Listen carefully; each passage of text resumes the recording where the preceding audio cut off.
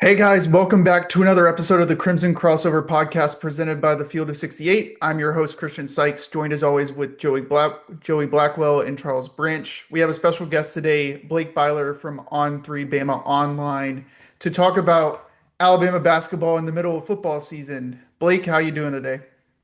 Doing good, guys. Really excited to be here. I think this is gonna be a fun one. Getting ready for the season to start here really soon. Just really ready for it. Joey, Charles, how you guys doing today? I'm feeling good after a Florida State win, and I'll be feeling better in about a week and a half when we have some basketball to talk about. Yeah, Joey talked about it being quarter zip weather, so it definitely means we're getting close to basketball season. Excited to tip it off here in what, a week and a half? So it's a great time for Real everybody. soon. So, we brought Blake on just to kind of discuss a little bit about the roster, just his thoughts on kind of how the offseason went for Alabama, as well as talk about that big Florida State win in the exhibition game, Bama Boatwell, or Bout, is it Boutwell? Boatwell? Oh I think it's well, about Boutwell. yeah. Bama and Boutwell. And then they also have a exhibition game with Furman up in Greenville in this coming upcoming week. So, Blake, let's start it off. Alabama in the offseason, LeBaron Filing goes to the NBA, NBA draft, makes a surprise return back to Alabama on the 11th hour of the final day. Um, and then you bring in guys like Noah Williamson, you bring in Taylor Bowen from Florida State, you bring in Jaleel Bethia from Miami, as well as bring in Collins Oyen. I'm going to try to say Oyenjaka. I think that's how you say it. Um, Yeah. Reclass candidate or reclass from he was from Nigeria, and then you also have Davion Hannah, Amari Allen, London Jimison, and then I forgot about Keaton Bristow, the guy that I'm most excited about this season. But talk about Alabama's offseason and kind of your thoughts on the roster construction coming into the season before the Florida State game. Yeah. Firstly, I really think this offseason is kind of a lesson in let's wait till the team is together before we judge it and we judge the offseason as a whole.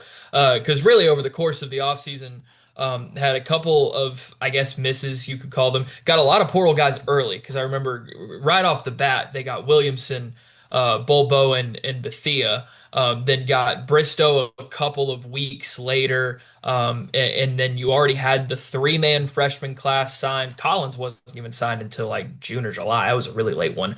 But then the Phylon thing is what we really had to wait on. And I think people were saying, this is the worst offseason Oates has ever had. All these types of things when, maybe they were in for Cedric Coward, who just had a really good NBA debut.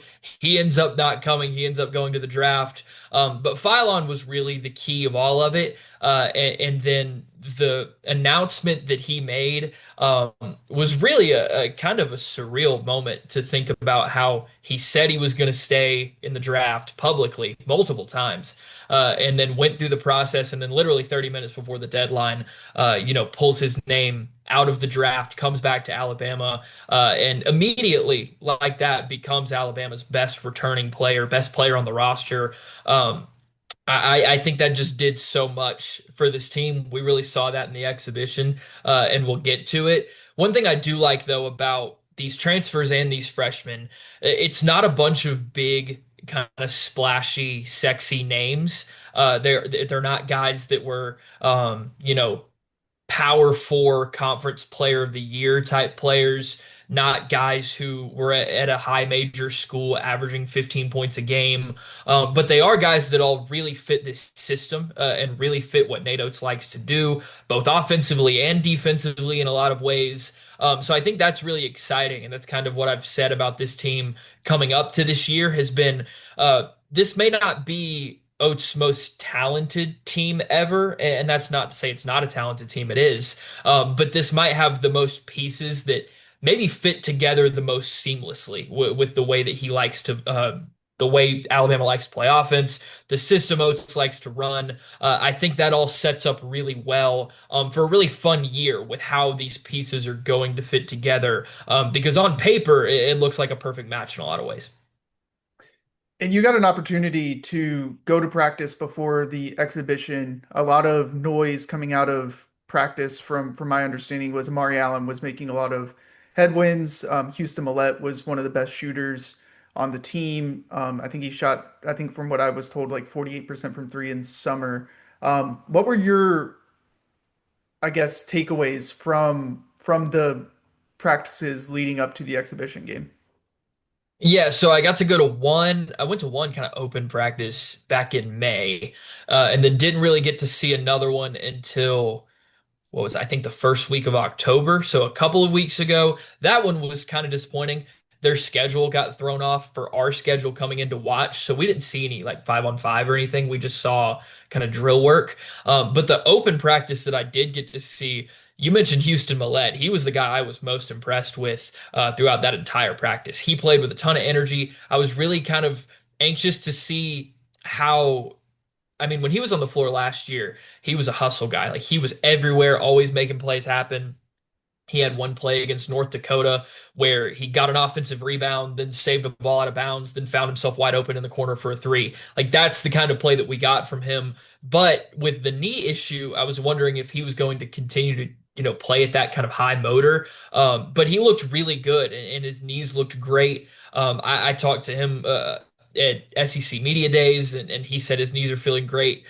So that's a good sign. And the way he shot the ball was unbelievable. I thought he looked like Klay Thompson almost with kind of the way his form is. It's very it's very the same every time. It's very set.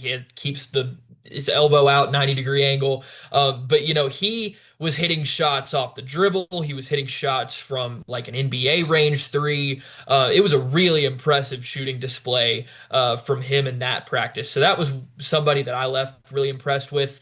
I didn't see a ton from Amari Allen. I think in that practice he was off to the side, maybe dealing with an injury or something like that. But he is somebody that the coaches have raved about really throughout the entire offseason with his size at 6'8", his ability to play the guard spot, and that's the guy. That's the spot that they actually had him warming up with. If you watch an Alabama basketball warm up, they have guards on one side, bigs on the other, and he was with the guards the whole time at 6'8". So you got a huge size advantage there. He can shoot, he can pass, dribble. He's a good defender, so he's a guy who can kind of do a lot of things and is going to fit in really well here. So before we get in before we get your thoughts on the exhibition, I want to get Joey and Charles' thoughts on the exhibition. I'll give mine first. I thought for the Alabama team, scoring seemed pretty easy, pretty seamless, especially for the amount of guys and new pieces into the rotation. We kind of talked about this before the exhibition, where I said that I think this is going to be Nate Oates' best offensive team, and they did kind of show that versus Florida State on last week. I came away really impressed with Davion Hannah.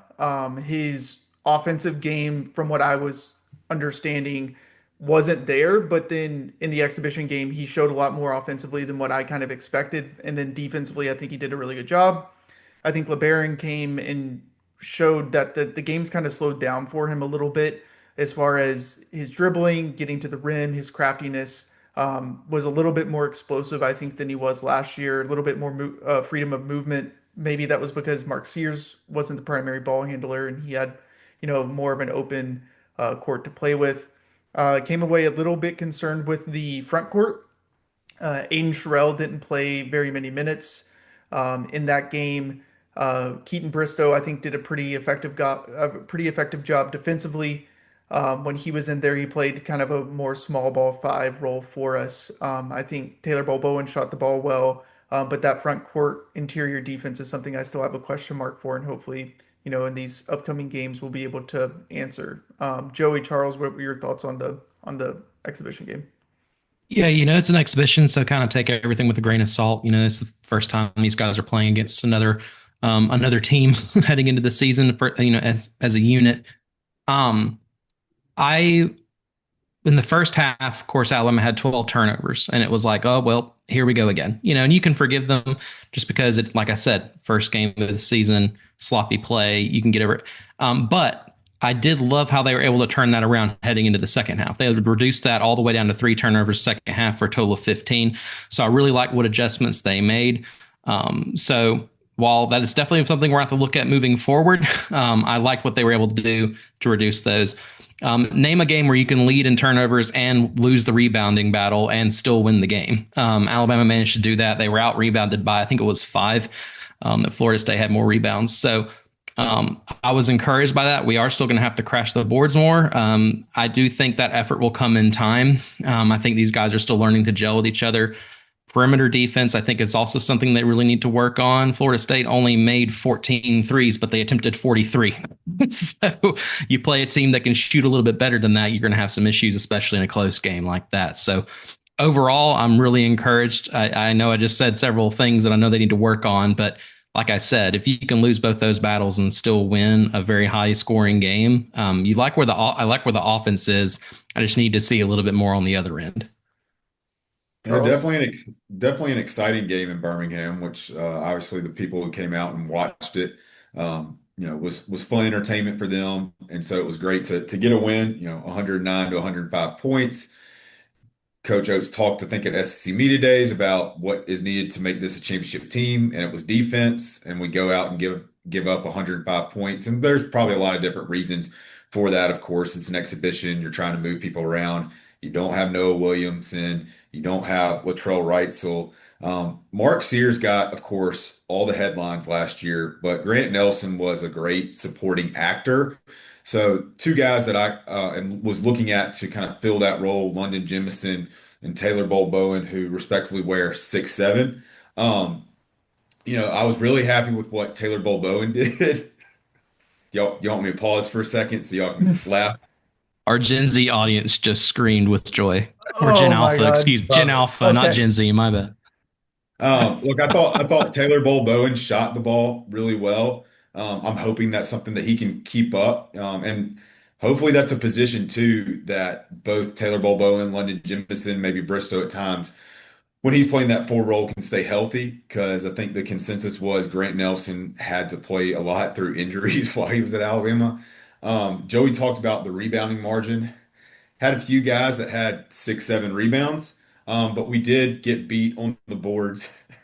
Did give up 23 offensive rebounds, and that's something that we have done a lot. I feel like not necessarily giving up 23 offensive rebounds, but I don't feel like we've done a great job cleaning up the defensive glass over the past couple years, even with some of the big guys that we have had and giving people second chance opportunities. I mean, when you look at the box score, Florida State shoots 40% from the game, which is a number that you want, but then you give up 23 offensive rebounds and they get 24, I think, second chance points. So, being able to limit that where you do have a really good first shot defense, just take care of the ball or get the rebound and then keep the tempo up. As we talk about in the spaces sometimes, you can play faster getting a rebound than having to take the ball out of the net. And 2 guys, 3 guys who I feel like could help out more in getting rebounds are LeBaron Philon, Aiden Holloway, Latrell Wrightsell. Coach Oates is the mastermind of the game plan, but I'd like to see some of our guards rebound the ball a little bit better than what they've done in the past 2 years. Well, one game and last year. Aaron Estrada averaged about 5.5 rebounds. Mark Sears averaged about 4 rebounds in the Final Four team. I'd like to see our guards try to get to some of those numbers as this season goes on. But all in all, it's good to win. And I think Florida State actually threw some things at us that maybe we weren't expecting. Completely new team for them, completely new coach. Was impressed that down by 6 with 8 minutes left in the go in the game, and then with 2 minutes left, you're up by 10. I think I was the one who sent the text about turnovers, early on, and you finished with only 15, and I don't think you had one the last 5 minutes of the game. So there's definitely some positives and negatives to take away, but as we'll probably talk about with the schedule, you got to get things cleaned up very quickly because game 2 starts an absolute gauntlet for this Alabama team. Blake, what were your thoughts on the scrimmage? Yeah, I'll start with the good. I thought Philon was the best player on the floor, and I don't think it was close. He just looked like an NBA player out there. He looks like an NBA player still in college. So I think that's a really good sign because it looks like, you lose Mark Sears, you lose your top three, four scores or however many it was from last year's team. You worry about who's going to kind of step up and be that leading scorer. We talked kind of in the offseason. Is it going to be a, by committee thing? Are there going to be a lot of guys averaging, 12 or 13 points a game? Phylon's going to be the leading scorer. He's going to be the alpha. I think that kind of the performance that he had and just the aggression that he played with the game. Somebody mentioned the game looks like it's slowed down for him. It really has. Like he was able to get anywhere he wanted, probed the defense perfectly, picked his spots. His 3-point shot looks better. He's going to be an all SEC Player of the Year contender, maybe an All American contender if that's the kind of performance he's going to get every night. So I think that's really good. I thought Keaton Bristow was really impressive. I had kind of thought that he would play a role similar to that of Mo Diabate last year, just as far as a four-man that comes off the bench, rebounds well, plays good defense, plays with a lot of energy, hustles. That's exactly what he did. The ball just kind of found him because he was always in the right spot and making winning plays. He had a couple of times where he just found a loose ball under the basket, boxing out, playing hard underneath, and had an easy lay-in. He's a smart cutter. I think that goes a long way.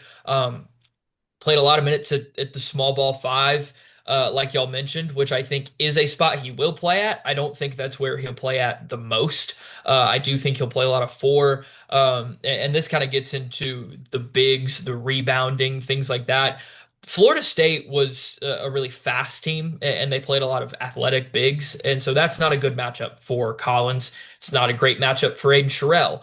So you're gonna have, and then without Noah Williamson available, I don't know if it would have been a great matchup for him either. You're gonna go a little smaller and play, play Keaton Bristow, Taylor Bowen at the five a little bit. I didn't think it was terrible. The rebounding effort could have been better. But overall, it works. It works offensively, especially. I thought Taylor Bowen was really good. He really fits this system extremely well with his ability to shoot the three, his versatility. I think he can rebound. He showed flashes athletically of being able to be a really good rebounder. I think that effort just needs to get a little bit more consistent. He had a couple times where he went up and like snatched the ball with one hand out of the air, and then he's so versatile he can push the break. And so if you have him playing the five, even if you have him playing the four, that's going to have the defense kind of in disarray as he comes down the floor.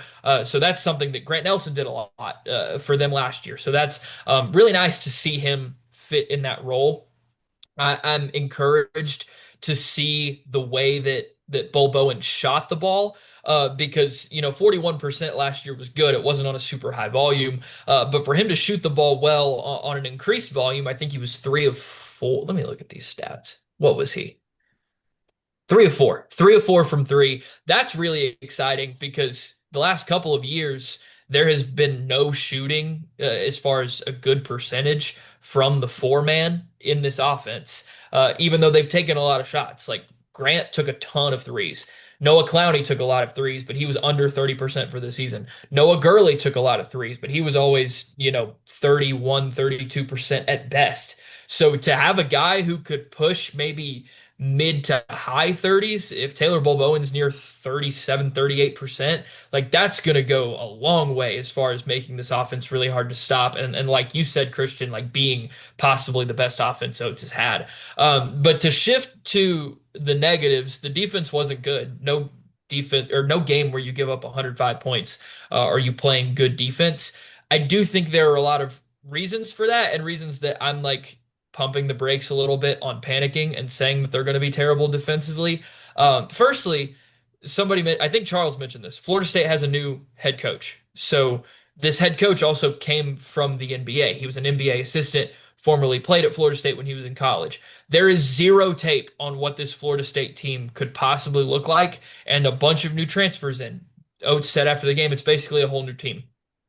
So scouting, I don't really know how much scouting goes into an exhibition game. If there was going to be any, they had nothing to work off of, and probably didn't anticipate Florida State playing at the pace that they played at. They played Alabama style the whole game, which is interesting and not something that maybe they expected. I also think the exhibition is where you try and experiment with a lot of things defensively. There was one time before the half where they tried a two-man half-court trap that I have never seen them do, and it ended up in a bad rotation and a wide open corner three for Florida State. I think it's good that they're trying more aggressive, on-ball defensive tactics, but as you learn that and as you try them in exhibition games, you're gonna give stuff up. That's just how it goes whenever you're learning and practicing new things. And then also it's a one game sample. Like that's ultimately, if you took one game from last season, let's say you just took the home Ole Miss game, like you could say Alabama has a terrible offense, and we know that wasn't true about last year's team. So I think we've got to get more data before we say the defense is going to be terrible. It could have been a bad night defensively, and they could be a great defensive team. I think the reality is they have the personnel to be a pretty good, to maybe really good defensive team, and they're going to have to put some more things together to get there. That's kind of where I fall. But I'm not saying that they're going to be terrible defensively yet, until they keep showing me that they're going to be. I'm going to err on the side of we need more data first. Definitely didn't help sending Florida State to the free throw line 39 times as well. Yes, that also helps give up a lot of points at the free throw line for sure. Quick poll for everybody after Philon's game. Does anybody believe LeBaron Philon has a game of at least 40 points this year? I don't know if he takes enough shots for it. No. Yeah, I don't think he'll shoot it enough. He'll have a couple of 30.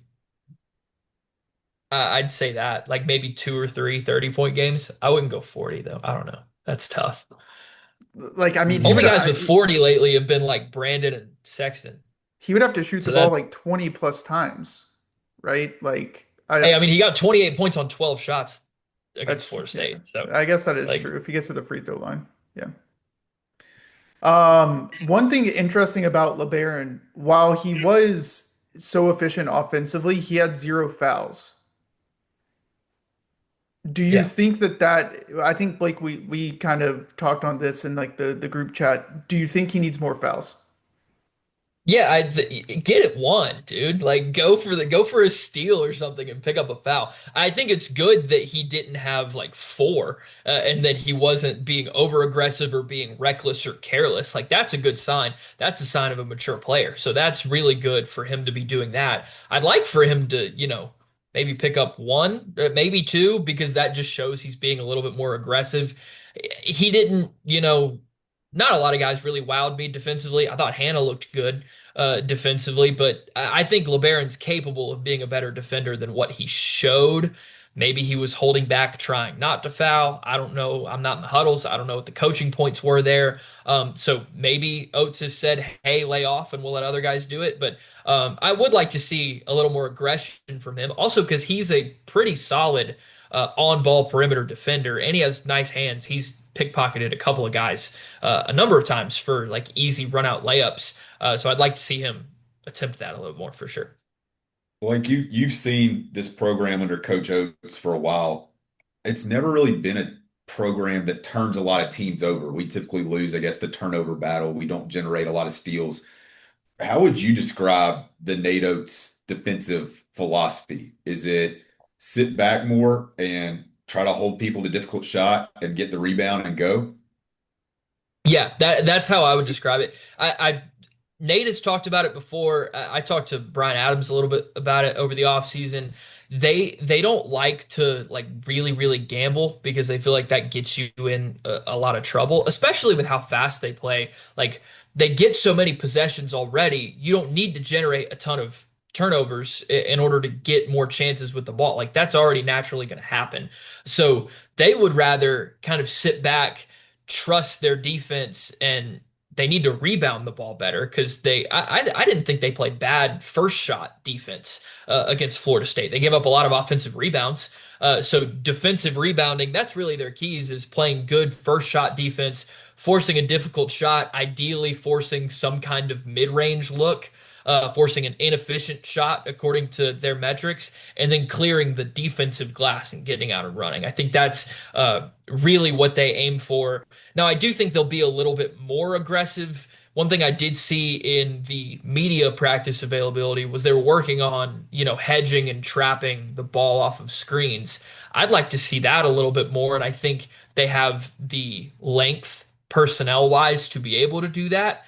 So I think that could be something that helps them a lot. But I don't anticipate a ton of trying to jump passing lanes that aren't obviously there. A lot of, random double teams. I don't anticipate a ton of that. Well, you also, when we're talking about the defense and kind of the rotations and just the observations from the game, like you don't have one of your prob better on-ball defenders in Latrell Wrightsell. He's still working back from an injury. Like he's going to be a big part within this offense. And it, yet again, another 40 plus percent three-point shooter that you're adding to the team. On top of that, you don't have Jalil Bethia, who I think it remains TBD on what his impact defensively looks like, but he definitely has the length to provide some more defensive opportunities for Alabama. So it's like this roster still is a work in progress, and you played a lot of freshmen in the scrimmage, which is or in the exhibition, which is what you want to do in these games because you don't know when they might need to come in and play. So, like Joey said, don't take too much from scrimmages, but it is interesting to be able to finally talk about some hoops on the screen. Yeah, I think, like you said, the points about Latrell and Bethia, like they're going to go a long way, especially on the offensive end. But Trelly is like a bulldog of a defender, and he loves to get up in people's grill. He loves to make life miserable for opposing point guards or two guards or whoever. So I think that's going to help. And then personnel wise, there are guys that can be good defenders. I think Taylor Balboa's built to be a really good defender. I think Bristow's built to be a pretty versatile defender. I don't think Aiden Sherrill is a bad defender on the block against bigger bigs. He held his own against Janai Broome last year. Like he's got the bulk and the strength and the capability to deal with some bigger front courts. It's tough when you have guys as fast as and athletic as Florida State's bigs to keep him on the floor, but I don't think he's a bad piece. We already talked about how I think Phylon can be better. So I do think defensively, I mean, the freshman you mentioned, Hannah, has already been talked up by Oates. Jemison and Allen are both extremely long players. So you have pieces. It's just going to be how they all start to fit together over time. We're not going to know that answer in October. It's going to be a work in progress, and we'll just have to see where it goes. But I like the potential that they have. Last question on the scrimmage, and then we'll go into kind of your expectations for the season. Aiden Holloway started, I think it was like 1 of 8, 1 of 9 from the floor with 3 turnovers in the first half. And as the game went on, he improved. I think he got 10 point. He ended up with like 20 plus points, which was surprising when I was talking about it on the space. I thought he only had like 16. Were you encouraged or discouraged by Aiden's, I guess, game as a whole? Obviously, there's a lot of improvement that could be made. I thought he played poorly, but I wasn't discouraged, if that makes sense. Like Aiden Holloway is a known commodity. I feel like we know what he is and we know what he can be. So a bad shooting night is just kind of is what it is. It's a bad shooting night. He had 20 points, 4 of 11 from the field, 2 of 9 from three. Okay, so he was 2 for 2 from at the rim. That's nice. And then 10 of 12 from the free throw line. He got to the line a lot because Florida State kept fouling, and he was the guy that kept going for one and ones. He didn't shoot the ball well. His shot selection was bad. He was pressing a lot. I felt like it was a mental thing. He turned the ball over a lot early. He was like moving faster. His body was moving faster than his brain was, it looked like early on in the game. And that's kind of how he was in the Boutwell game last year. He had a really not a great first half, and then in the second half, he came up big and made some big shots. Kind of the same thing that he did here. I do like the confidence that he has. Like he's not going to stop shooting. Oates has pumped him with so much confidence, and it showed up when it mattered. Like y'all said late in the game, being down, going from down 6 to up 10 over the course of like 5 or 6 minutes of game time. Like that's in big part to a couple of big shots that he made down the stretch because he knows the type of shooter he is. His confidence isn't going to waver from a bad, 3 quarters of a game. He's still going to go out there and he's open. He's going to take the shot. And we've seen him make enough shots. We've seen him make enough difficult shots to know, like, I don't think 2 for 9 is going to be the norm for him. Shoot, Latrell Wrightsell, last year in his first game, I think he was 1 for 9 against whoever it was, Asheville, in the opener last season, and then the very next game he had a huge game. So I'm not worried about Aiden Holloway at all. So, final question, and we'll get out of here. Expectations for the season. We don't like to put tournament expectations on this team just because the tournament is so volatile. I mean, you can get upset by anybody. But generally speaking, what do you think is a floor ceiling as far as maybe like win losses in the SEC or maybe even standings in the SEC for this team? Yeah, I think, well, they were picked third by the media. I think that's fair. I think the two teams picked ahead of them, Florida and Kentucky, have really, really good rosters and are going to be really tough to beat.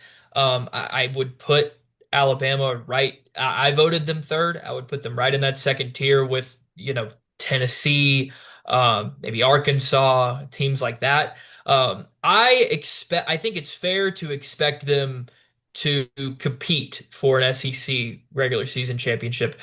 I think they can win it. I think your ceiling is probably winning the regular season title. I think that's fully possible. Florida, to me, is the best team in the league coming into the year. But the preseason expectations are just that. Like anything can happen throughout the course of the season. I think they should be right there in that top four double bye mix as far as the standings go. I actually think the schedule doesn't set up too terribly as far as the SEC schedule goes. Let me pull it up here real quick. Um, the non-conference schedule is going to be brutal, as it always is, because it's different this year.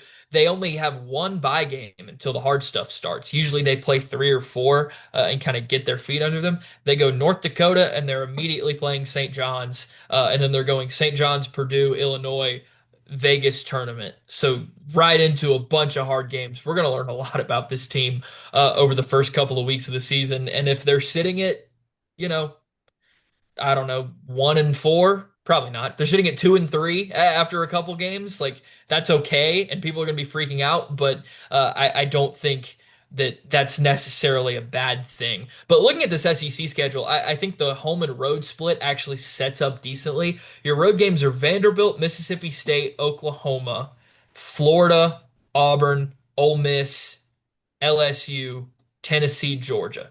I think there's like two or three of those that you're like, that's really hard. And a lot of the other ones are manageable. Also, very manageable if you like to go to road games, very close by a lot of bordering states. But then you've got a lot of really big home games that are going to be exciting. You've got Auburn, you've got Tennessee, Arkansas at home is big, Kentucky at home is big. So I think that sets up really well to have a good record in the SEC play.